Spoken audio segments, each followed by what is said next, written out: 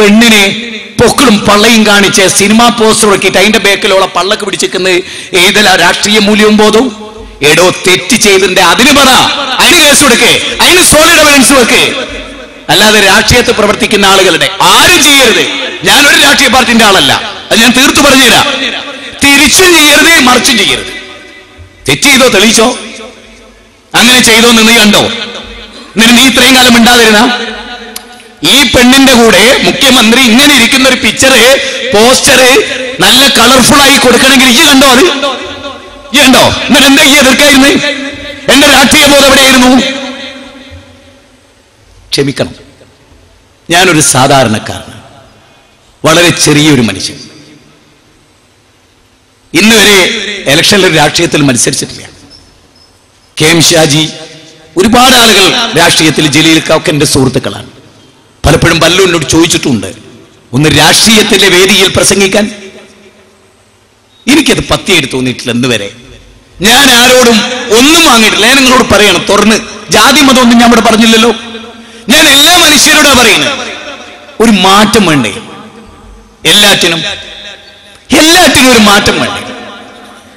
ഇന്ത്യയുടെ പാർലമെന്റിൽ ഒരു ഖുർആനിക വചനമുണ്ട്, ഇന്നല്ലാഹ ലാ യുഗയ്യിറു മാ ബിഖൗമിൻ ഹത്താ യുഗയ്യിറു മാ ബിഅൻഫുസിഹിം. ഒരു ജനത സ്വയം മാറ്റത്തിന് തയ്യാറാകാത്ത കാലത്തോളം അല്ലാഹു ഒരാളെയും മാറ്റൂല. നാട്ടുകാരോട്, വടകരക്കാരോട് ഞാൻ പറഞ്ഞ പലതിനോട് നിങ്ങൾക്ക് വിയോജിപ്പുണ്ടാവും. അതാണല്ലോ നമ്മുടെ നാടിന്റെ പ്രത്യേകതയും പൈതൃകവും. ആവാം, വിയോജിക്കാം. നിങ്ങൾക്ക് കിട്ടുന്ന വേദികളിൽ എന്റെ പ്രസംഗം പരാമർശിച്ചുകൊണ്ട് തന്നെ നിങ്ങൾക്ക് എന്നെ വിമർശിക്കാം. പക്ഷേ ഹൃദയം തുറന്നു കാണിക്കുമ്പോ ചെമ്പരുത്തി പോവാന്ന് പറയരുത് ദയവേ. അതുകൊണ്ട് മതം എന്താന്ന് പഠിക്കും, പ്രവാചക തിരുമേനി ആരാന്ന്, പ്രവാചകന്റെ ജീവിതം എന്താന്ന് പഠിക്കും. പ്രവാചക തിരുമേനിയും അനുചരന്മാരും ഈ ലോകത്ത് ജീവിച്ചുണ്ടാക്കിയ മഹത്തായ ഒരു സംഗതിയും ഇസ്ലാമിന്റെ ഒരു പ്രത്യേകത അതാണ്. ഇപ്പൊ നിങ്ങൾ നോക്ക്, സ്ത്രീധനം പാടില്ല ഇസ്ലാമിൽ. ഭയങ്കരമായ തിന്മയാണ്, ഭയങ്കരമായ ഒരു തിന്മയാണ് സ്ത്രീധനം. ഞാനിവിടെ ഇരിക്കുന്ന എല്ലാവരോടും ഖുർആനിൽ നിന്ന് രണ്ട് സംഭവങ്ങൾ ഉദ്ധരിക്കും. ഒന്ന്, മൂസാ നബി അലൈഹിസ്സലാം കല്യാണം കഴിച്ചത് ഷുഐബ് നബി എന്ന് പറയുന്ന ഒരു പ്രവാചകന്റെ രണ്ട് പുത്രിമാരിൽ സഫൂരിയ എന്ന് പറയുന്ന മകളെയാണ്. ഇസ്ലാമാണ് ഞാൻ പറയുന്നത്. എന്റെ പ്രിയപ്പെട്ട മുസ്ലിങ്ങൾക്ക് മനസ്സിലാകാൻ ഖുർആനിലെ 28-ാം അധ്യായം സൂറത്ത് ഖസസ്, അതായത് ഖുർആനിലെ 28-ാമത്തെ അധ്യായം, അതിലെ 27-ാമത്തെ വചനം ഇതെങ്ങനെ പറയണെന്നറിയോ? സ്ത്രീധനം വാങ്ങുന്ന ആളുകളോട് അമുസ്ലിങ്ങൾ എങ്ങൾ വരെ തർക്കിക്കണം. ഖുർആൻ അതില്ല, ഖുർആൻ അതിനെതിരാണ്. പുരുഷൻ സ്ത്രീ അങ്ങോട്ട് കൊടുക്കണം, സ്ത്രീയുടെ പിതാവ് ഇങ്ങോട്ട് വാങ്ങുന്ന ഒരു ഏർപ്പാടേ അല്ല, ഒരു വായു ഗുളിക വാങ്ങുന്ന ഏർപ്പാട് വരെയല്ല. അതായത് ഇപ്പൊ ഞാൻ കല്യാണം കഴിച്ചു, എന്റെ ഭാര്യക്ക് മരുന്ന് കൊടുക്കേണ്ടത് ഞാനാ, ഓളെ പിതാവല്ല. ചോറ് കൊടുക്കേണ്ടത് ഞാനാ, കല്യാണം കഴിഞ്ഞാല് വസ്ത്രം കൊടുക്കേണ്ടത് ഞാനാ, പഠിപ്പിക്കേണ്ട പോലും ഞാനാ. നിങ്ങൾക്ക് എന്ത് കേൾക്കണോ? ദാ ഇസ്ലാം.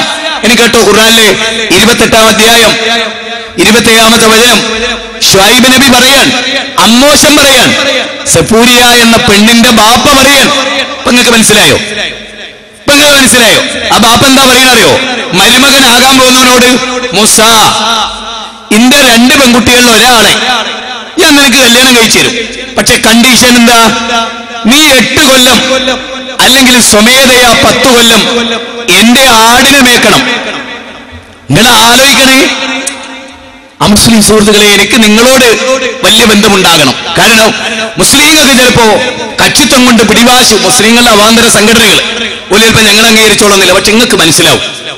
നിങ്ങൾ ആലോചിക്കുക, എന്താ ഈ പ്രവാചകൻ പറയണേ? ഈ സ്ത്രീയുടെ ബാപ്പ പറയണേ, നിനക്കെന്റെ മോളെ കെട്ടിച്ചു തരണമെങ്കിൽ 8 കൊല്ലം അല്ലെങ്കിൽ 10 കൊല്ലം സ്വമേധയാ നീ എന്റെ ആടിനെ മേച്ചാൽ ഞാൻ നിനക്ക് എന്റെ മകളെ കെട്ടിച്ചരും. നിങ്ങളൊന്ന് ആലോചിച്ചു നോക്കാം, അതേതാ? ഞാൻ എന്റെ മകളെ കെട്ടിച്ചു കൊടുക്കുമ്പോ എന്റെ മരുവനോട് പറയാ, എന്തേ എന്റെ പാടത്ത് 8 കൊല്ലം അല്ലെങ്കിൽ 10 കൊല്ലം വിത്തിറക്കിയാലേ, കൃഷി എടുത്താലേ കെട്ടിച്ചിരുന്ന എങ്ങനെ ഉണ്ടാവും? അതാ ഇസ്ലാം. പെണ്ണിന്റെ മൂല്യം അതാ. ഇസ്ലാം കൊച്ചാക്കിയിട്ടില്ല പെണ്ണിനെ. തീർന്നില്ല, അടുത്ത കേട്ടോ,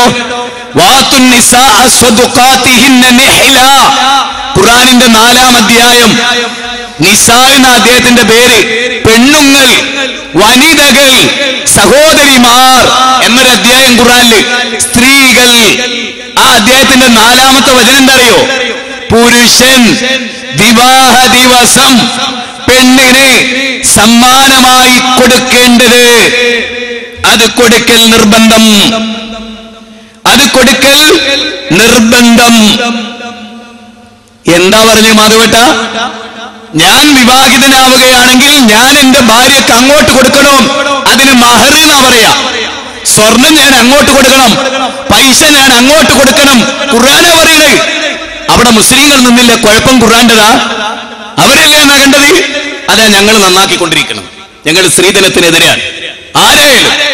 ഇനി നിങ്ങൾ ആലോചിച്ചു. അടുത്ത കേട്ടോ, അടുത്ത വാചകം കേട്ടോ. ഇത് ഖുർആനിലെ 4-ാം അധ്യായം 4-ാമത്തെ വചനം. ഇനി അതേ അധ്യായത്തിലെ 34-ാമത്തെ വചനം. അർരിജാലു ഖവ്വാമൂന അലൻ നിസാഇ ബിമാ ഫളലല്ലാഹു ബഅദഹും അലാ ബഅദിൻ വബിമാ അൻഫഖു മിൻ അംവാലിഹിം.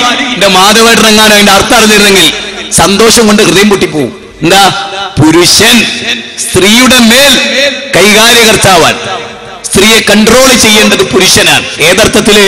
ആധിപത്യത്തിന്റെയും അടിമത്തത്തിന്റെയും അടിസ്ഥാനത്തിലല്ല. കേട്ടോളൂ. കാരണം സ്ത്രീയിൽ നിന്ന് പുരുഷനെ ദൈവം വ്യത്യസ്തപ്പെടുത്തി, മേന്മ നൽകി. തീർന്നോ? തീർന്നില്ല. ഒന്നുകൂടെ പറയാൻ, പുരുഷനാണ് സ്ത്രീക്ക് സമ്പാദ്യം നൽകേണ്ടത്. അവന്റെ ചെലവിൽ, അവന്റെ സമ്പത്തിൽ നിന്ന് അവനാണ് അവൾക്ക് ചെലവഴിക്കേണ്ടത്. കണ്ടോ? അവളല്ല. ഇപ്പൊ പുരുഷനിട്ട കല്യാണ ഡ്രസ്സിലെ അടിവസ്ത്രം പോലും അയാള് ഗൾഫിൽ അറബിനോട് ആട്ടും തുപ്പും കിട്ടി വാങ്ങിയതായിരിക്കും. മനസ്സിലായില്ലേ? ഇസ്ലാം അനുവദിച്ചിട്ടില്ല. ഞാൻ 3 ഖുർആനിക വചനം പറഞ്ഞു. ഇനി ചരിത്രം കേട്ടോളൂ, നിങ്ങൾ ഞെട്ടിപ്പോവും. ഇസ്ലാം അതാണ്. പ്രവാചകന്റെ മകൾ ഫാത്തിമ, എല്ലാവർക്കും അറിയാം. ഫാത്തിമ 4-ാമത്തെ ഖലീഫ ഫാത്തിമയെ എനിക്ക് കല്യാണം കഴിച്ചു തരുമോ എന്ന് ചോദിച്ചു. ഉടനെ എല്ലാരും ശ്രദ്ധിക്കുക. ഉടനെ പ്രവാചകന്റെ തിരിച്ചു ചോദ്യം, ആട്ടെ നീ എന്റെ മകൾക്ക് എന്താ മഹർ കൊടുക്കുക? എന്റെ പൊന്ന് ഇക്കാക്കമാരെ, മുസ്ലിങ്ങളെ, എടാ ഞാൻ നിനക്ക് എത്ര സ്ത്രീധനം തരുന്നതെന്നല്ല, നീ എന്റെ മകൾക്ക് എന്താ മഹർ കൊടുക്കുക? പഴയെങ്കിൽ വിറ്റ് 400 ദിർഹം മാറി നിശ്ചയിച്ചിട്ടാ കല്യാണം. തീർന്നില്ല. അടുത്ത ചരിത്രം കേട്ടോളൂ. സഹീഹ് മുസ്ലിം. പ്രവാചകൻ മദീനത്തുനിന്ന് ഇങ്ങനെ ഇങ്ങോട്ട് വരികയാണ്. അപ്പൊ അവിടുന്ന് ഒരാൾ ഇങ്ങോട്ട് വരുന്നുണ്ട്. അബ്ദുറഹ്മാൻ ബിൻ ഔഫ്, ഒരു കോടീശ്വരൻ, മഹാകോടീശ്വരൻ, അംബാനി, ബിൽഗേറ്റ്സ് എന്നൊക്കെ പറയുന്ന പോലുള്ള ഒരു കോടീശ്വരൻ. എന്നാ ഓലെ സ്വഭാവമുള്ള ആളെന്നല്ല, കോടികളിൽ ഓല വെല്ലുന്ന പണക്കാരൻ. ആ കാലത്ത് നല്ല മനുഷ്യൻ. അയാളിങ്ങനെ വരികയാണ്. പ്രവാചകന്റെ അടുത്ത് എത്തിയപ്പോ ഭയങ്കര സുഗന്ധം. പ്രവാചകൻ ചോദിച്ചു, എന്താന്ന്? നല്ലൊരു മണുണ്ടല്ലോ. അദ്ദേഹം പറയാൻ, നബിയെ എന്റെ കല്യാണമായിരുന്നു. ചേക്ക കാലിയാരായിട്ട് ഞാൻ അവിടെ ഉണ്ടായിട്ട് ഞാൻ അറിയാതെ അന്നെ വ്യഭിചാരാടാ പറഞ്ഞില്ല. കാരണം നബി മൊയ്ലിയാരായിരുന്നില്ല. കേരളത്തിൽ നടന്നാണ്. ഞാൻ കോടതി കയറിയാണ്. ഞാനൊരു നിക്കാഹ് ചെയ്ത് കൊടുത്തു. മൊയ്ലിയാർ അറിഞ്ഞു വ്യഭിചാരാണ്, കാലിയാരില്ലാതെ നടന്ന് വ്യഭിചാരാണ്. ഞാൻ അവിടെ പറയുന്നത്, അഞ്ജനം എന്നത് ഞാനറിയും, മഞ്ഞൾ പോലെ വെളുത്തിട്ട് എന്ന് മൊയ്ലിയാമാരെ കഥ താൻ. പ്രവാചകൻ ചോദിക്കാണ്, അബ്ദുറഹ്മാൻ ബിൻ ഔഫ് ഇന്നെന്തോ ഒരു വിശേഷം? ഞാനൊരു അൻസാരി പെൺകുട്ടിയെ കല്യാണം കഴിച്ചു. പ്രവാചകൻ എന്താ പറയണ്ടേ? ഈ മദീനത്ത് നിന്റെ ഏറ്റവും വലിയ നേതാവല്ലേ ഞാൻ? കാലിയാരല്ലേ? ജിന്നോട് പറയണ്ടേ? ഞാനല്ലേ എനിക്ക് നിക്കാഹ് ചെയ്തിട്ടുണ്ട് എന്നൊന്നും പ്രവാചകൻ പറഞ്ഞില്ല. അടിസ്ഥാനപരമായി ലോകത്ത് ഒരു കാര്യം പഠിപ്പിച്ചു. ആ വാചകം കേട്ടപ്പോ, ഞാനൊരു അൻസാരി പെണ്ണിനെ കല്യാണം കഴിച്ചു എന്ന് പറഞ്ഞ റസൂൽ ചോദിച്ചാൽ എന്താ അറിയോ? ആട്ടെ എന്താ മാറു കൊടുത്തേ? എടാ കോടീശ്വരപുത്ര, നിനക്കെത്ര കോടി കിട്ടി? എത്ര BMW എന്റെ വീട്ടിലെത്തി? ചുവന്നൊട്ടകം. ഇന്നത്തെ BMW, അന്നത്തെ ചുവന്നൊട്ടകം. എത്ര ചുവന്നൊട്ടകത്തെ കിട്ടി? എത്ര ഈത്തപ്പഴം എസ്റ്റേറ്റ് കിട്ടി? റബ്ബർ എസ്റ്റേറ്റ് ആണല്ലോ ഒന്ന്, തേങ്ങയും റബ്ബറും. നബി ചോദിച്ചില്ല. നബി ചോദിച്ചാൽ നീ അവൾക്ക് എന്താ മാറു കൊടുത്തേ? അപ്പൊ അബ്ദുറഹ്മാൻ ബിൻ ഔഫ് പറയണേ, ഒരു ഇങ്ങനെ കാണിച്ചു അദ്ദേഹം, ഒരു കാരക്കുരുവിന്റെ വലിപ്പത്തിൽ സ്വർണം. ഇസ്ലാം എന്താ മാധവ? ഇസ്ലാം എന്താ സുരേന്ദ്ര? ഇസ്ലാം എന്താ ദേവദാസേ? കേട്ടോ, പ്രവാചകൻ ഇവിടെ തീർന്നില്ല. അടുത്ത് കേട്ടോ, പ്രവാചക തിരുമേനിയുടെ സന്നിധി സ്വഹാബത്തിന്റെ കൂടെ പ്രവാചകരിക്കാൻ ഒരു സ്ത്രീ വന്നിട്ട് പറഞ്ഞു, ഞാൻ എന്നെ നിങ്ങൾക്ക് തന്നു എന്ന് പറഞ്ഞാൽ എന്നെ നിങ്ങൾ നിക്കാഹ് കഴിക്കണം. അത് അറബിയിലൊരു പ്രയോഗമാണ്. പ്രവാചകൻ തലായി തിന്നു. അപ്പൊ ഒരു അൻസാരി, മദീനയിലെ ഒരാളെ എഴുന്നേറ്റൊരു ചെറുപ്പക്കാരൻ, ഞാൻ അവരെ കല്യാണം കഴിച്ചോളാം. ഉടനെ പ്രവാചകൻ ചോദിച്ചു, ശരി നീ എന്താ അവൾക്ക് മാറു കൊടുക്കുക? എടാ അവളോട് നിനക്ക് എന്താ കിട്ടേണ്ടതെന്നല്ല, ഇത്രയും സംഭവത്തിൽ നിങ്ങൾക്ക് എന്ത് മനസ്സിലായി? കല്യാണത്തിന്റെ ഫുൾ ചെലവ് പുരുഷനാണ്. A to Z അതാണ് ഇവിടെ നടക്കുന്നത്. അപ്പൊ അതും ഇവിടെ ട്രീറ്റ് ചെയ്യണം. അങ്ങനാണെങ്കിൽ പെണ്ണിനൊരു പ്രയാസവും ഇല്ല, ഒരു പ്രയാസം. 18 വയസ്സ് വരെ കാത്തിക്കുന്നുണ്ട്, എന്താ വിരോധം? സ്ത്രീധനം വാങ്ങാത്ത കല്യാണം ഇവിടെ നിയമമെങ്കിൽ ഇവിടുത്തെ ഭരണഘടനയിൽ വരെയുണ്ട്. അതവിടെ നടക്കണ്. നിയമങ്ങളൊക്കെ കേട്ടില്ലല്ലേ അല്ലെ നമ്മുടെ രാജ്യത്തിന് ദുരന്തോ? അപ്പൊ ഇസ്ലാം അതാണ്. അതുകൊണ്ട് സ്ത്രീധനമില്ല, മഹർ മാത്രമേ ഉള്ളൂ. ആർഭാട കല്യാണം അത് കഴിഞ്ഞ മാധ്യമത്തിൽ 2 പ്രഗത്ഭരായ ജമാഅത്തെ ഇസ്ലാമിയുടെ ഒരു നേതാവും മുജാഹിദ് പ്രസ്ഥാനത്ത് പിരിഞ്ഞുപോയ ഒരു നേതാവും സ്ത്രീധനത്തിനെതിരെ, ആർഭാട കല്യാണത്തിനെതിരെ ശക്തമായി എഴുതി. നല്ലൊരു പ്രചോദനമാണ് 2 ലേഖനങ്ങളും. കഴിഞ്ഞ ദിവസത്തെ മാധ്യമത്തിലെ 2 ദിവസങ്ങളിലെ, ഇന്നലെയുടെ തൊട്ടു തലേന്ന് 2 ദിവസം. ആർഭാട കല്യാണങ്ങൾ, ധൂർത്തുകൾ, അള്ളാഹുവിന്റെ ഗ്രന്ഥം പറഞ്ഞത് അവർ പിശാചിന്റെ ആളുകളാണ്. കോടികൾ മുടക്കി 28ഉം 30ഉം ലക്ഷവും 40 ലക്ഷവും 2ഉം 3ഉം കോടി മുടക്കി കഴിഞ്ഞ ആഴ്ച എറണാകുളത്ത് കല്യാണം കഴിഞ്ഞു. ഒരു വലിയ ബിസിനസ്സുകാരന്റെ, മുസ്ലിമിന്റെ വലിയ പണ്ഡിതന്മാർ നടത്തി കൊടുത്തു അല്ലേ? പലരും തങ്ങന്മാരും ഉസ്താദുമാരും വലിയ ശൈഖന്മാരും ആ കല്യാണ സദസ്സിൽ പോയി. ശരിയല്ല, മതം ഇതൊന്നും പഠിപ്പിച്ചില്ല. ലളിതമാണ്. പെണ്ണിന്റെ പിതാവിന് ആ പുരുഷൻ കൊടുക്കുന്ന മഹർ, ഞാൻ എന്റെ മകളെ 2 പവൻ സ്വർണ്ണാഭരണത്തിന്, കാപ്പവൻ മോതിരത്തിന് പകരമായി ഞാൻ നിങ്ങൾക്ക് വിവാഹം ചെയ്തു തന്നു, ഇണയാക്കി തന്നു, ഞാൻ സ്വീകരിച്ചിരിക്കുന്നു എന്നൊരു പെണ്ണിനെ സ്വീകരിക്കാൻ മരിക്കുന്നവരെ ആ വിശ്വാസം നിലനിർത്താൻ ഇസ്ലാം മനുഷ്യരോട് ആവശ്യപ്പെട്ടു. നിങ്ങൾക്കറിയുമോ, മദ്യമുക്തമായ ഒരു രാജ്യം ഭരിച്ച ഒരേ ഒരു ഭരണാധികാരി ആരാ? മദ്യമുക്തമായ ഒരു രാജ്യം ഭരിച്ച ഭരണാധികാരി ലോകത്തൊരു പേരേ ഉള്ളൂ. പലിശാലയമില്ലാത്ത രാജ്യം ഭരിച്ച ഒരു നേതാവ് ഒരേ ഒരു പേരേ ഉള്ളൂ. വേശ്യാലയമില്ലാതെ നാട് ഭരിച്ച നേതാവ് ഒരേ ഒരു പേരേ ഉള്ളൂ. ശൈശവ വിവാഹം നടക്കാത്ത പെൺകുട്ടികളെ അനാവശ്യമായി ബുദ്ധിമുട്ടിക്കാതെ സമൂഹത്തെ പ്രാപ്തമാക്കിയ ഒരു നാടേതാ, നേതാവാരാ? ഒരേ ഒരു പേരേ ഉള്ളൂ. The most complete historical personality and prophet Muhammad സല്ലല്ലാഹു അലൈഹി. മുഹമ്മദ് നബി ലോകത്ത് വേറൊരു രാജ്യത്തിന് കഴിഞ്ഞില്ല. ഒരു രാജ്യം, ഒരു തമ്പുരാക്കന്മാരും പ്രവാചകൻ ഭരിച്ച പോലെ സമത്വസുന്ദരമായ ഒരു ലോകം ഭരിച്ചില്ല. ഇസ്ലാമിനതിന് കഴിഞ്ഞ എന്തുകൊണ്ട്? സ്വതന്ത്ര ഭാരതത്തിൽ ഞാൻ ഇഷ്ടപ്പെടുന്ന ഏറ്റവും വലിയ ഭരണം ഉമറിന്റെ ഭരണമാണെന്ന് ഗാന്ധിജി പറഞ്ഞ എന്തുകൊണ്ട്? 20 ഭൗതിക സാമ്രാജ്യങ്ങളെയും ഏകാത്മീയ സാമ്രാജ്യത്തെയും നീതിയിൽ അധിഷ്ഠിതമായി ഭരിച്ചു. പലപ്പോഴും നമ്മൾ മനസ്സിലാക്കേണ്ടത് പിന്നെ തീവ്രവാദം, ഭീകരവാദം, മനുഷ്യന് സ്വസ്ഥത നൽകാത്ത ഈ ചിന്തകൾ, ഫയാസ്, സഫാസ്, തയ്യിൽ, കണ്ണൂർ സിറ്റി, ഞാൻ അവിടെ ഖത്തീബ്, നാളെ എനിക്ക് ഖുത്ബ പറയാനുള്ള ഇൻഷാ അല്ലാഹ് അവിടെ. സഹോദരങ്ങളെ, വെറും 13 പേരാണ് ഇസ്ലാം എന്ന് മനസ്സിലാക്കരുത്. അവരുടെ മാതാപിതാക്കളുമായി ബന്ധപ്പെട്ട നിങ്ങൾക്ക് മനസ്സിലാക്കേണ്ട അറിയോ? അവരേറ്റവും വെറുക്കുന്നു മക്കളെ. ഈ മക്കളെ, ഇസ്ലാമിന്റെ പ്രത്യേകത അതല്ല. മക്കൾ ജീവന് തുല്യായിരിക്കും. സ്വന്തം കുടുംബത്തിന്, സമൂഹത്തിന്, നാടിന് ഒന്നും ഉപകാരപ്പെട്ടില്ല. അതോടൊപ്പം ഒരു കാര്യം കൂടി മനസ്സിലാക്കണം. 5 പേരെ പിടിച്ചു. ജനങ്ങളുടെ മുമ്പിൽ നാളിതുവരെ അവരെ തീവ്രവാദികളാണ്. പേര് നിരപരാധികളായി വിട്ടയക്കപ്പെട്ടു. അവരുടെ മക്കൾ ഇവിടെ പീഡിപ്പിക്കപ്പെട്ടിട്ടുണ്ട്. അവരെപ്പോഴും തീവ്രവാദത്തിന്റെ നിഴലിലാണ് ആളുകൾ കാണുന്നത്. അത് ഈ രാജ്യത്തിന്റെ ദുരന്തമാണ്. 1000 കുറ്റവാളികൾ രക്ഷപ്പെട്ടാലും ഒരു നിരപരാധി ശിക്ഷിക്കപ്പെടരുത് എന്ന ഇന്ത്യൻ കോൺസ്റ്റിറ്റ്യൂഷന്റെ അടിസ്ഥാന തത്വങ്ങൾക്ക് ഇവിടെ ഇളക്കം തട്ടി. എല്ലാവരും ഒന്നിച്ച് ചിന്തിക്കേണ്ട കാലമാണിത്. എല്ലാവരും ഒന്നിച്ച് ചിന്തിക്കേണ്ട കാലമാണിത്. എല്ലാ മനുഷ്യരെയും ഈ വിഷയത്തിൽ നന്മ പഠിപ്പിക്കേണ്ട കാലമാണിത്. മദ്യപാനം കൊണ്ട് സമൂഹം ദുരന്തം അനുഭവിക്കും. നോമ്പ് കഴിഞ്ഞു, പെരുന്നാൾ വന്നു, ഓണം വന്നു, വിഷു വന്നു, മദ്യപാനം വർദ്ധിച്ചുകൊണ്ടേയിരിക്കും. മുസ്ലിങ്ങൾ ഏറ്റവും കൂടുതൽ മദ്യപിക്കുന്ന നാട് പൊന്നാനിയാണ്. നിങ്ങൾ അറിയണം, ഏറ്റവും കൂടുതൽ ആളുകൾ മദ്യപിക്കുന്നത് പൊന്നാനിയാണ്. എത്ര പള്ളികൾ അവിടെയുണ്ട്? തിരൂര്, കോട്ടക്കൽ, അതുപോലെയുള്ള പ്രദേശം. എല്ലാം മാറ്റമുണ്ടാകാം. ഒരേ വഴിയേ ഉള്ളൂ.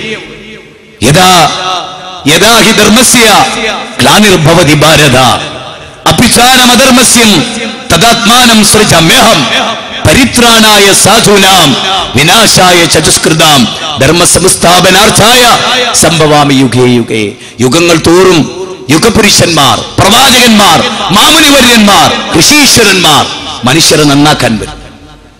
അതിൽ അന്തിമ പ്രവാചകനാണ്, കൽക്കി പുരാണത്തിലെ പ്രഖ്യാപിക്കപ്പെട്ട പ്രവാചകനാണ് പ്രൊഫറ്റ് മുഹമ്മദ് സല്ലല്ലാഹു അലൈഹി വസല്ലം.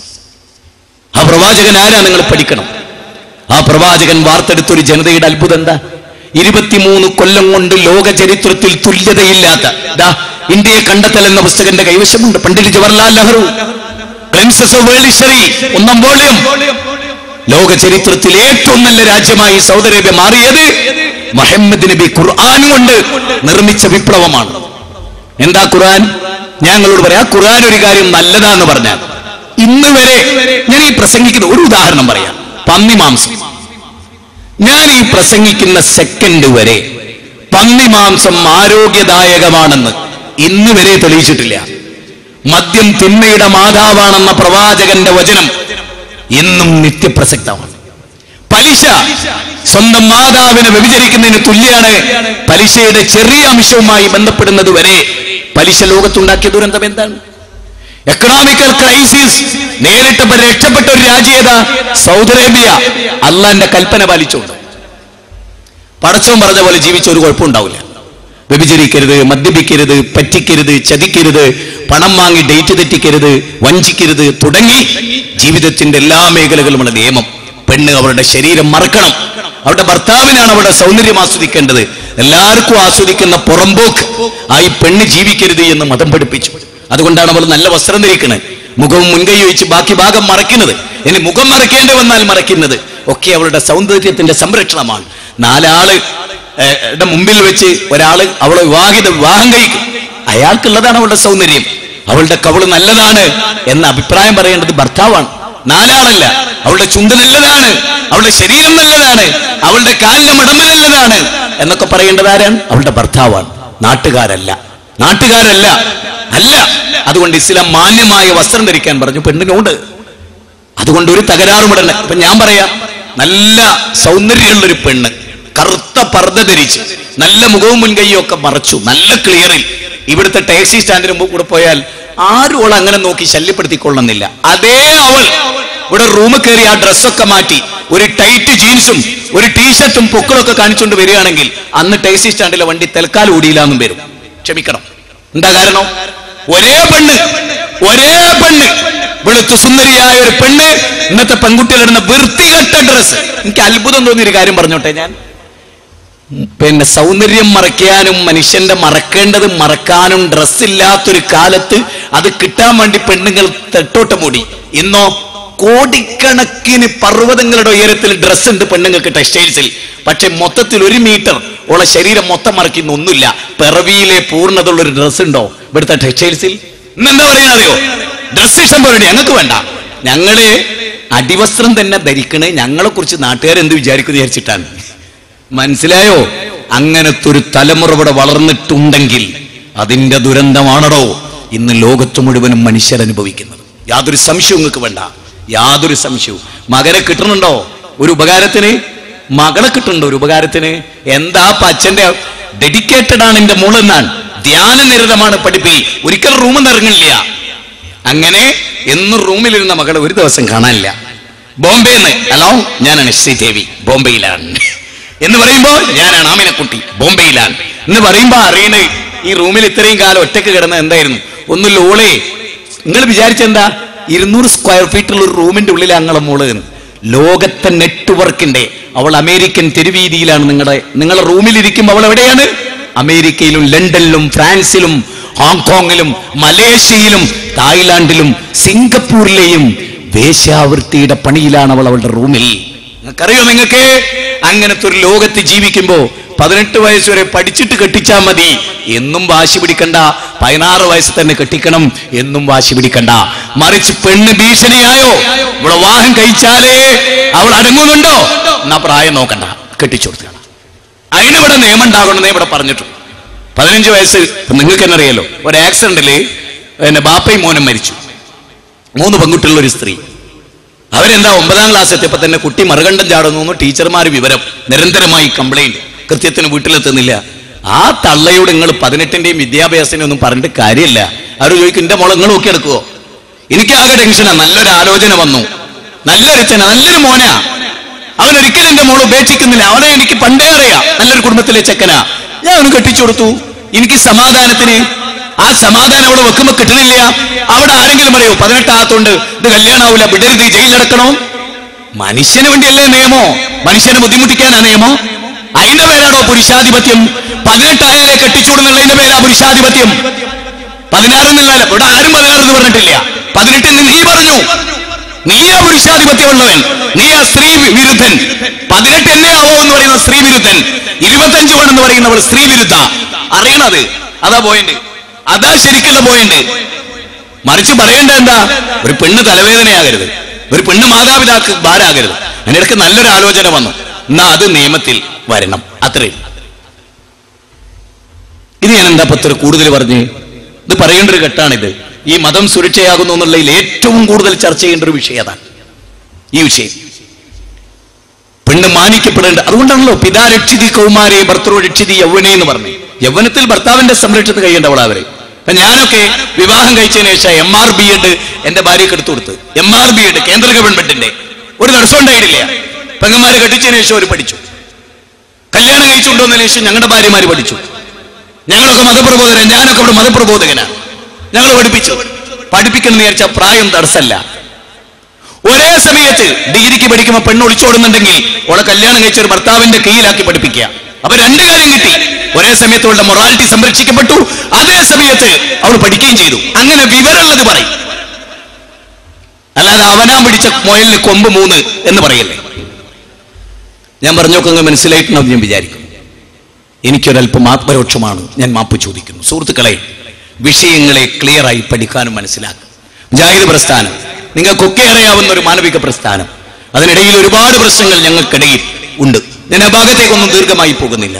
ഒരേ ഒരു കാര്യം, ഞങ്ങൾക്കൊരു നേതൃത്വം ഉണ്ടായിരുന്നു. ആ നേതൃത്വം സ്വാർത്ഥ താല്പര്യക്കാരും ഭൗതിക മോഹികളും പണമോഹികളുമായി തീർന്നപ്പോ പണ്ഡിതന്മാരെ മുഴുവനും അവർ പുറത്താക്കി. ഖുർആനിന് പരിഭാഷ എഴുതിയ കുഞ്ഞു മുഹമ്മദ് മദനിയെ വരെ അവർ കഴിഞ്ഞ ദിവസം പുറത്താക്കി. കരുവള്ളി മുഹമ്മദ് മലെ നാനാ ജാതി മതസ്ഥർ ആദരിക്കുന്ന മനുഷ്യനാണ്. അയാളെ പുറത്താക്കാൻ അയാൾ എന്തൊക്കെ ചെയ്യുന്നു എന്ന് മലക്കുകൾക്ക് പുറമെ ഇവർ ചില മലക്കുകളെ നിശ്ചയിച്ചു. മനസ്സിലായോ? നല്ല നല്ല മനുഷ്യരെ മുഴുവനും പള്ളിയിൽ നിന്ന് പിടിച്ച് പുറത്താക്കി, മെമ്പറുകളിൽ നിന്ന് പുറത്താക്കി, തെമ്മാടികളെ മാത്രം പള്ളിയിൽ കയറ്റി. സീഡിയിട്ടവരും ഒരു പിടി തെമ്മാടികളും എന്ന അവസ്ഥയാണിപ്പോ കേരള നദുവത്തുൽ മുജാഹിദീൻ പ്രസ്ഥാനത്തിന് ഇപ്പം വന്നു ചേരുന്നത്. അപ്പുറത്ത് കോടീശ്വരന്മാർ, ഫാക്ടറി ബിസിനസ്സുകാർ, വലിയ വലിയ ബിസിനസ്സുകാരെ മാത്രമേ നേതാവാക്കാൻ പറ്റൂ. കുഞ്ഞഹമ്മദ് മദനി ബർപൂർ എന്ന മഹാപണ്ഡിതനെ പുറത്താക്കി, പ്രിൻസിപ്പാളെ പുറത്താക്കി. പകരോ വലിയൊരു കോടീശ്വരനും പ്രമാണിയും പേരിന്റെ മുമ്പിൽ എന്തെങ്കിലും ഒരു മൗലവി സ്ഥാനവും കിട്ടിയാളെ പിടിച്ചാക്കി. കോടികളുണ്ട് അയാളുടെ കയ്യിൽ. അയാൾ മെഡിക്കൽ കോളേജ് നടത്തുന്നു, അയാൾ പണക്കാരനാണ്, ജമ്മിയാണ്. അതുകൊണ്ട് അയാളെ പിടിച്ചാക്കി. കുഞ്ഞഹമ്മദ് മദനിയോ പണ്ഡിതനാണ്, നല്ലവനാണ്, സത്യത്തിന് കൂട്ടുക്കുന്ന ഒരു ആവശ്യമില്ല. കേന്ദ്രമിന് കേന്ദ്രം തെരഞ്ഞെടുത്തുകാര്യ എല്ലാം നാട്ടിലെ പ്രമാണിമാരെയും പണച്ചാക്കുകളെയും. പ്രവാചകന്മാരുടെ അനന്തരാവകാശികൾ കോടീശ്വരന്മാരാണെന്നല്ല പറഞ്ഞേ, പണ്ഡിതന്മാരെയാണ്. പണ്ഡിതന്മാരെ മുഴുവനും പുറത്താക്കി കോടീശ്വരന്മാരെ കൂട്ടിപ്പിടിച്ചു. അത് അബൂജഹലിന്റെ പാർട്ടിയുടെ പണിയാ. ആ പണി അവിടെ ചെയ്തുകൊണ്ടിരിക്കണം. മനസ്സിലായോ? അതുകൊണ്ട് മുജാഹിദുകളോട് എനിക്ക് പറയാനുള്ളത്, നമുക്ക് ജനങ്ങളോട് വലിയൊരു ബന്ധമുണ്ട്. മതം പഠിപ്പിക്കുക ജനങ്ങളെ. യഥാർത്ഥ മതം എന്താന്ന് ജനങ്ങളെ പഠിപ്പിക്കുക. യഥാർത്ഥ സ്നേഹം എന്താന്ന് മനുഷ്യരെ പഠിപ്പിക്കുക. യഥാർത്ഥ കുടുംബജീവിതം എന്താന്ന് മനുഷ്യരെ പഠിപ്പിക്കുക. മക്കളാരാന്ന് പഠിപ്പിക്കുക. ഇപ്പൊ എല്ലാവർക്കും പിടിവാശിയാണ്. ആണായാലും പെണ്ണായാലും കുട്ടികൾ 2 മതിയും വേണ്ട. എന്തിനാണ് ആ വാശി? കുട്ടികൾ ഉണ്ടാവട്ടെ. ഇപ്പൊ ഞാൻ വളരെ ലളിതമായ ഒരു ഉദാഹരണം പറയാം. ആണായാലും പെണ്ണായാലും കുട്ടികൾ 2 മതി എന്ന് പറഞ്ഞാൽ ഒരുപാട് നേതാക്കന്മാരെ നമുക്ക് നഷ്ടപ്പെടുകയായിരുന്നു. ഒരുപാട് ആളുകൾ. ഇപ്പൊ MM അക്ബർ സാഹിബ് ഒരു ഉമ്മാന്റെ 8ാമത്തെ മക്കളാണ്. എന്തൊക്കെ ഇവിടെ മാതാമൃതാനമായി ഒരമ്മയുടെ 5ാമത്തെ മകളാണ് അല്ലേ? ഞാനൊരു പിതാവിന്റെ 3ാമത്തെ മകനാണ്. എന്റെ അനുജനും അറിയപ്പെട്ട ഒരു പ്രാസംഗികനാണ്. അവൻ എന്റെ വാപ്പാന്റെ 6ാമത്തെ മകനാണ്. എന്റെ ഉപ്പയും ഉമ്മയും 2 വിചാരിച്ചാൽ ഞാൻ ഉണ്ടാവില്ല. ഈ പ്രസംഗങ്ങൾക്ക് നിങ്ങൾക്ക് എന്റെ പ്രസംഗങ്ങൾക്ക് സൗഭാഗ്യം ഉണ്ടാവില്ല. മാത്രമല്ല, ലോകത്തെ ഏറ്റവും ഉപകാരപ്പെട്ടവർ അച്ഛനമ്മമാരുടെ 2ാമത്തെ മക്കൾ കഴിഞ്ഞിട്ടുള്ള ആളുകളാണ്. ലോകത്തെ ഏറ്റവും കൂടുതൽ ഉപകാരപ്പെട്ട് പരിശോധിച്ചോ, ഞാൻ പേര് പറയില്ല. ലോകത്തെ ഏറ്റവും കൂടുതൽ ലോകത്തിന് ഉപകരിച്ചത് ഒരു മാതാപിതാക്കളുടെ 2 മക്കൾക്ക് ശേഷമുള്ളവരാണ്. ആദ്യത്തെ 2 മക്കൾ ഉപകരിച്ചില്ലെന്നും പറയില്ല, ഉപകരിച്ചിട്ടുണ്ട്. പക്ഷെ ഏറ്റവും കൂടുതൽ എന്തുകൊണ്ട്? ആണായാലും പെണ്ണായാലും 2 മതി. എന്ന് പറഞ്ഞാലുള്ള അവസ്ഥ എന്താ? എന്റെ അമ്മോശൻ തികഞ്ഞ കമ്മ്യൂണിസ്റ്റുകാരനും നക്സലൈറ്റുമായി ചിന്തയൊക്കെ ആയിട്ട് ജീവിച്ചു ഒരുപാട് ആളുകൾ. ഞാൻ പറയുന്നത് ജീവിതത്തിൽ ഏത് ഘട്ടത്തിലും ആ കാലഘട്ടത്തിലെ ചിന്ത ആണായാലും പെണ്ണായാലും കുട്ടികൾ രണ്ട് മതി എന്ന് തീരുമാനിച്ചാൽ, ഒരാൾ മരിച്ചാൽ പിന്നെ മോള് മാത്രം ബാക്കി. എന്റെ അനുഭവം അതാണ്. നേരെ മറിച്ച് എന്റെ കുടുംബത്തിന്റെ അനുഭവം അതല്ല. ഞങ്ങൾ 7 മക്കളുണ്ട്. എനിക്ക് 5 പെൺകുട്ടികളുണ്ട്. ഒരാൾ മരിച്ചാൽ ബാക്കി 4 ആൾ, 2 ആൾ മരിച്ചാൽ ബാക്കി 3 ആൾ, 3 ആൾ ഒന്നിച്ച് മരിച്ചാൽ ബാക്കി 2 ആൾ. മറ്റേത് എന്തുണ്ട്? വരാനുണ്ടോ? 1 കഴിഞ്ഞ് 2-ൽ അവസാനിപ്പിച്ചു. 2 ആൾ ഒന്നിച്ചു പോകുമ്പോൾ ആക്സിഡന്റ് മരിച്ചു. പിന്നെ ഒരു രക്ഷയില്ല, ഭാര്യയുടെ പ്രസവവും നിർത്തി. എന്തിനീ വിവരക്കേട്? ആരോ വിവരക്കേട് പറയും, ആ വിവരക്കേട് ഏറ്റെടുക്കും. പാടില്ല, പാടില്ല ജനങ്ങളെ. അതിന്റെ പേരിൽ ദുഃഖിക്കുന്നവരെ എനിക്കറിയാം. ആ സിദ്ധാന്തം നടപ്പാക്കിയതിന്റെ പേരിൽ ദുഃഖിച്ചവരെ എനിക്കറിയാം. ഞാനിത് ആരെയും കുറ്റപ്പെടുത്താൻ പറയല്ല. പടച്ചോനിലേക്ക് മടങ്ങുന്നത് എപ്പോഴും നല്ലതാണ്. പടച്ചോൻ പഠിപ്പിച്ചാൽ ജീവിക്കുന്നത് എപ്പോഴും നല്ലതാണ്. ഞാൻ അത്ഭുതത്തോടുകൂടി ചിന്തിച്ചിട്ടുണ്ട്. എന്റെ ഉമ്മ ഒരു ഭാഗം തളർന്ന്, ഞാൻ അവിടെയാണ് ഇതൊക്കെ മനസ്സിലാക്കുക. എന്റെ ഉമ്മ ഒരു ഭാഗം തളർന്ന് എടുക്കണം. 1.5 കൊല്ലായി. ഞാൻ കുറച്ച് ദൂരെ താമസിക്കുന്നത്. എനിക്ക് എപ്പോഴും വരാൻ കഴിയില്ല. പക്ഷെ എനിക്ക് 4 പെങ്ങന്മാരുണ്ട് തൊട്ടടുത്ത്. ഒരാൾ വന്നാട് പോകുമ്പോൾ വേറൊരാൾ വരും, വേറൊരാൾ പോകുമ്പോൾ വേറൊരാൾ വരും. ഞാൻ ചെല്ലുമ്പോ ജ്യേഷ്ഠൻ അവന്റെ കാര്യത്തിന് പോകും, ജ്യേഷ്ഠൻ വരുമ്പോൾ ഞാൻ എന്റെ കാര്യത്തിന് പോകും. മക്കൾ കൂടുതലുണ്ടാകും, അല്ലേ എന്താവും? ഒരു മകൻ ഒരു മകൾ, മകള് ബാംഗ്ലൂരില്, മകൻ ലണ്ടനില്. എന്താ അച്ഛനമ്മമാരുടെ അവസ്ഥ? എന്തിനാ ഈ പ്രാന്തം നടപടി എടുക്കുന്നത്? ദൈവം തന്നിട്ടേ വരട്ടെ. നിരിപ്പുള്ള അവസ്ഥ എന്താ? മിക്ക ആളുകൾ കല്യാണം കഴിച്ച് കുട്ടിയില്ല. പടച്ചോനോട് കളിക്കരുത്. സന്താനങ്ങൾ ഉണ്ടാവട്ടെ, അവർ ഉപകാരപ്പെടട്ടെ. 4-5 മക്കൾ ഉണ്ടാവട്ടെ. ഒരുത്തൻ കേടുന്നായ 4 പേരിൽ സന്തോഷിക്കാം. 2 പേര് കേടുന്നായ 3 ആളെ പേരിൽ സന്തോഷിക്കാം. 2 കുട്ടികളുടെ ഒരുത്തൻ കിഡ്നി പോയി, ഒരുത്തൻ മെന്റലി ഡിസോർഡർ ആയി. എന്താ സന്തോഷം? ഇനി 5 പേരെ തന്നു, 5 ആയി. 6ാമത്തെ ശ്രമിച്ചോ? നിർത്തണ്ട. ഓരോ 2 കൊല്ലം കൂടുമ്പോ കുട്ടികൾ തന്നിട്ട് ഒരു കുഴപ്പമില്ല, ഒരു കുഴപ്പമില്ല, ഒരു മോശവും. ഇത്രയേറെ സന്തോഷം എന്താ ഉള്ളത്? ആ സന്തോഷം അനുഭവിക്കണമെങ്കിൽ കുട്ടികൾ കൂടുതൽ ഉണ്ടാവണം. അതിനൊന്നും മതത്തിന്റെ നേരെ കുതിര കയറിയിട്ട് വരില്ല. പിന്നെ 40 പേര് തിന്നിട്ട് 4 ആൾ കൂടി തിന്നണ്ട. അതാണ് ഇവിടുത്തെ കുഴപ്പം. അല്ലാണ്ട് ഇവിടെ ഭക്ഷണമില്ലായി ഒന്നല്ല. 40,000 ആള് തിന്നിട്ട് 400 ആൾ തിന്ന് മുടിക്കരുത്. എല്ലാവർക്കും കൊടുക്കുക. എല്ലാവർക്കും അല്ലാഹുവിടെ ഭക്ഷണം വെച്ചിട്ടുണ്ട്. ഞാൻ നിങ്ങളോട് പറയാം, നിങ്ങൾ ഇസ്ലാമിനെ പറ്റി പഠിക്കണം. പൊതുജനങ്ങൾ, മതാധ്യക്ഷന്മാർ എല്ലാവരും പഠിക്കണം. ഒരു വളരെ പ്രധാനമായ കാര്യമാണ് ഇതിന്റെ ഇവിടെ ഇസ്ലാമിനെ കുറിച്ച് പഠിക്കാനൊക്കെ ആഗ്രഹിക്കുന്നവർ വളരെ ശ്രദ്ധിക്കും. ഈ സ്റ്റാളിന്റെ വലതു ഭാഗത്ത് നിച്ച് ഓഫ് ട്രൂത്ത് എന്ന് പറഞ്ഞൊരു ഓഫീസുണ്ട്. Niche of truth. ഇസ്ലാമിനെ അറിയാൻ, പൊതുജനങ്ങൾക്ക് ഇസ്ലാമിനെ പറ്റി പഠിക്കാൻ എല്ലാവരും സന്നദ്ധരാകുക എന്നാണ് എനിക്ക് പറയാൻ. കാര്യങ്ങളെ പക്വതയോടുകൂടി പഠിക്കും, മനസ്സിലാക്കും, വിലയിരുത്തി. അവനൻ്റെത് മാത്രമാണ് ശരി എന്നാരും പറയാം. ദൈവം അവതരിപ്പിച്ച ശരി എന്ന് പറഞ്ഞു, അതനുസരിച്ച് ജീവിച്ച ലോകത്ത് ആർക്കും ഒരു പ്രശ്നം ഉണ്ടായിട്ടില്ല. അതനുസരിച്ച് ഏറ്റവും കൂടുതൽ ജീവിച്ച സൗദി അറേബ്യയിലെ ആളുകൾ, നബിയുടെ കാലം, അതിനുശേഷമുള്ള കാലം, അതിനുശേഷമുള്ള കാലം, ഏറ്റവും നല്ല ഭരണകാലഘട്ടം. അത് ആ മതം അനുസരിച്ച് ജീവിച്ചിട്ടാ. അതനുസരിക്കാൻ കുഴപ്പമുണ്ടാവും, അതനുസരിച്ചാൽ സുരക്ഷിതത്വം ഉണ്ടാവും. എല്ലാ രംഗത്തും പടച്ചോൻ പറഞ്ഞ പോലെ ജീവിച്ച സമാധാനം ഉണ്ടാവും. തീവ്രവാദം മതത്തിന് വിരുദ്ധമാണ്, ഭീകരവാദം മതത്തിനെതിരാണ്. ഏത് മതം വിശ്വസിക്കുമ്പോഴും മറ്റുള്ളവനെ സ്നേഹിക്കാൻ കഴിയുക, ഇത് മതത്തിന്റെ പ്രധാനമായ ഭാഗമാണ്. അള്ളാഹു നമ്മെ അനുഗ്രഹിക്കട്ടെ. എന്റെ വാക്കുകളിലോ എന്റെ സംസാരങ്ങളിലോ നിങ്ങളെ വേദനിപ്പിച്ച് എന്തെങ്കിലും ഉണ്ടായെങ്കിൽ ക്ഷമിക്കുക. ഒരു നല്ല നാളിന് വേണ്ടി ആഗ്രഹിക്കുന്ന ഈ രാജ്യത്തിലൊരു പൗരൻ എന്ന നിലയിൽ നിങ്ങൾ എനിക്ക് മാപ്പ് നൽകുക.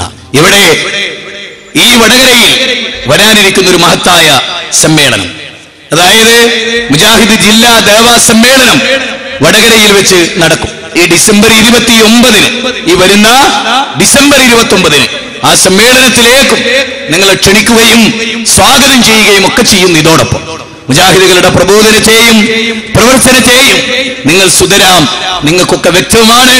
അതുപോലെ തന്നെ ഇതിന്റെ സുതാര്യത, ഇതിന്റെ ലാളിത്യം, ഇതിന്റെ കൃത്യത, ഇതിന്റെ വ്യക്തത, അതൊക്കെ വളരെ പ്രധാനമാണ്.